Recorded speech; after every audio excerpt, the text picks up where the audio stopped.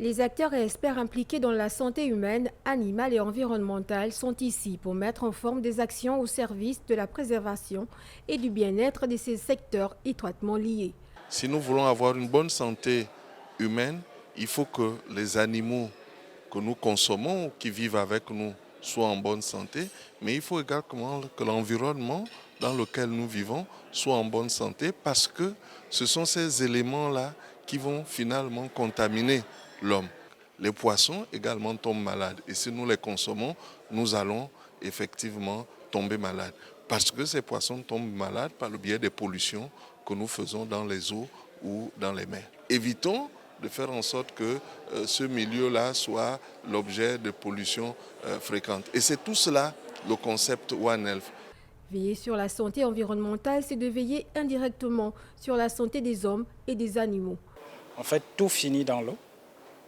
Ça, c'est le premier postulat qu'on a besoin que tout le monde comprenne. Et c'est pour ça qu'on parle d'écosystème aquatique. Le deuxième postulat qu'on doit asséner et que tout le monde intègre au sortir d'ici, c'est que l'homme fait partie de l'écosystème. Il n'est pas exogène à l'écosystème. Il doit donc s'assurer que l'écosystème est en très bonne santé, de sorte que les services que rend cet écosystème-là continuent de l'aider dans tout ce qu'il fait en termes de développement. Le ministère des Eaux et Forêts a pour mission de garder la bonne santé des écosystèmes.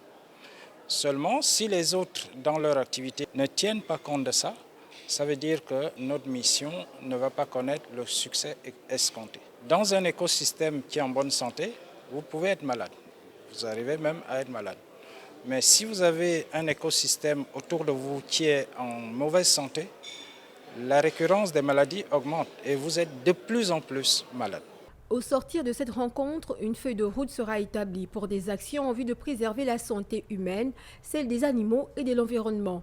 Il s'agit concrètement, entre autres, de la sécurité alimentaire, lutter contre les maladies transmises de l'animal à l'homme et la pollution des écosystèmes aquatiques.